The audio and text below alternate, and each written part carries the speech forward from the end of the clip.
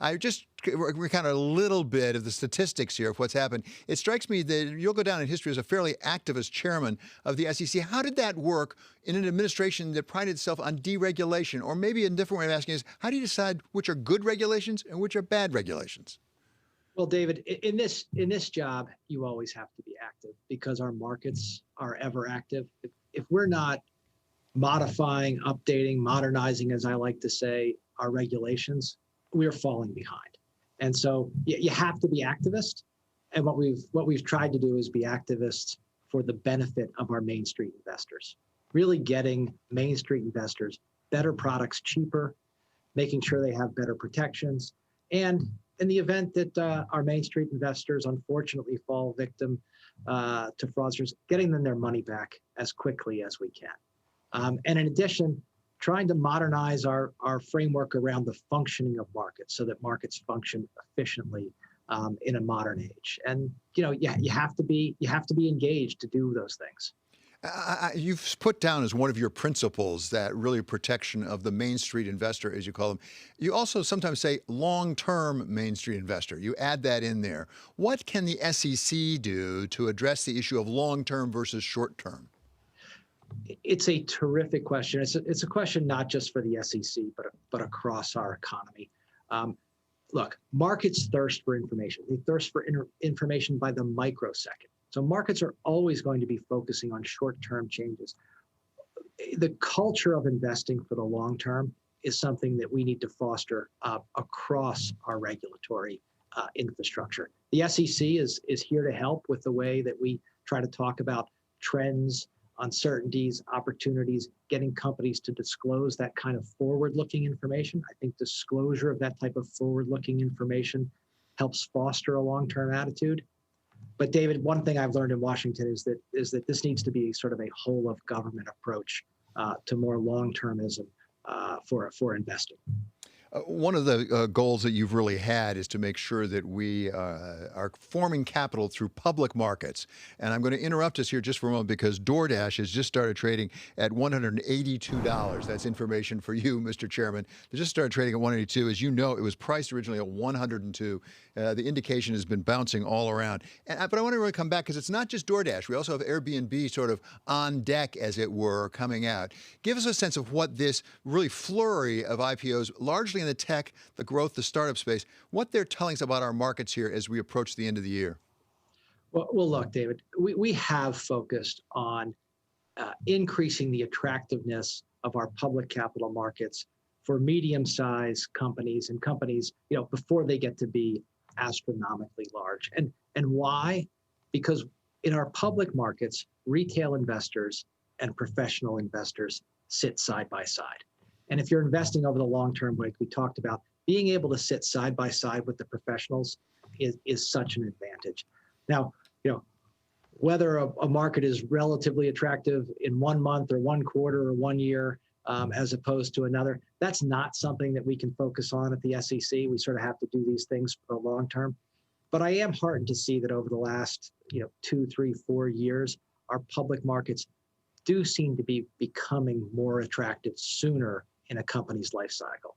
Are you concerned at all about the growth of private capital as opposed to public capital? Because there's an awful lot that's being done on the private side now that used to be done publicly. Well, let me say this. People talk about that as a dichotomy. It's not a dichotomy. If you're a company that's, say, under, pick a number, David, 100 million, 200 million, the private markets are really your only viable source of growth capital. So we need to preserve that private market and foster that private market. It is part of the dynamism of America. It's part of innovation. Then you get above that $200 million valuation level. You get it up into the types of companies that you were just talking about. There, you do want to encourage those companies to become public companies for the reasons we talked about. Greater participation from the American retail investor. And that's how I look at it, David. But we need vibrant private markets up through and well above that $200 million level. It so contributes to the nimble nature of American capitalism. As you pursued your goal of really protecting the long-term mainstream investor, one of the things you talked about was, I think you referred to it as corporate hygiene. One aspect of which is insider trading. And I have a very specific question because you've had to deal with a COVID pandemic, which none of us ever thought we'd anticipate, and it affects your business as well. Have you seen instances of questions at least being raised about insiders perhaps selling securities in some of the companies that could benefit from vaccine or treatment? Sure, David. Look, anytime you have a new information environment, and COVID has certainly created a new information environment across many companies, including, most notably pharmaceutical companies. You have the much greater risk that there's an asymmetry of information between the company's insiders and the market more generally. And in those circumstances, companies need to up their game. They need to up their controls to ensure that no one is taking advantage of, or I would say even be perceived to be taking advantage of, that kind of information asymmetry. And we've been very vocal about this. Follow your internal procedures. Have your checks with your general counsel's office on whether it's appropriate to be selling stock, and then just ask yourself, does this look right or not? I mean, look, we're going to get through this, I believe. And if you're in it for the long term, I'm not telling people you have to, but think about staying in it for the long term. Mr. Chairman, I want to look forward here just a little bit on some things that will actually come up after you've left office. And one of them is in the area of ESG. You've spoken out about that quite a few times, environmental, social, and governance, saying they're not all the same sort of thing. You refer to Kenneth Arrow, your favorite economist, in that connection. But I want to talk actually about governance, not the environmental part. There's a proposal now from NASDAQ, basically, to impose some diversity requirements on boards. That's not going to come up in your tenure. But if you were giving some private advice to your successor, would you be inclined to say that's a good idea?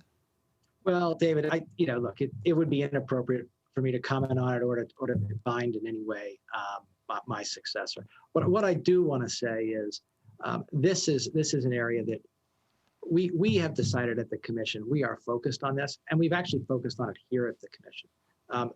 Diversity, inclusion, and opportunity, and making sure that we're cognizant of it through all of our hiring decisions and the way we approach the marketplace.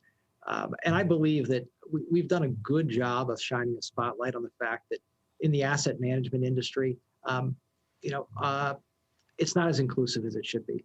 Actually, the numbers are stark. And we need to do a better job of having our asset management industry reflect the diversity in our society. You sort of mentioned this obliquely just a moment ago. Is it equally important for the leadership of the SEC, whoever it is, to also reflect America more broadly? Look, I think these types of things, you have to have them in your mind as you're making decisions.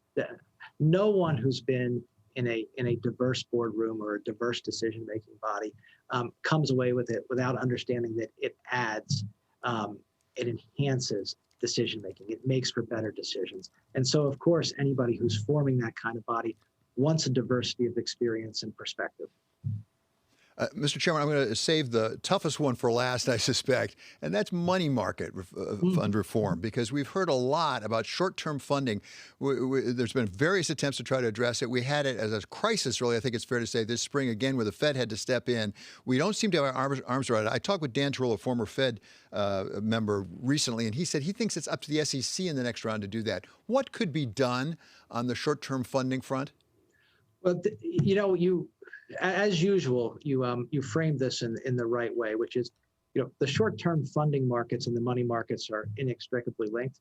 The short-term funding markets are different depending on the underlying instrument. So our treasury market, and there are money market treasury funds, is far different from the short-term municipal paper market, which also has money market funds. And what we need to do, David, is we need to recognize those differences across short-term funding, treasuries, agencies, commercial paper, muni paper, and that to put together a near cash product or a cash type product in each one of those sectors is quite a different thing. So I expect that reforms will reflect those differences. I expect reforms will be coming.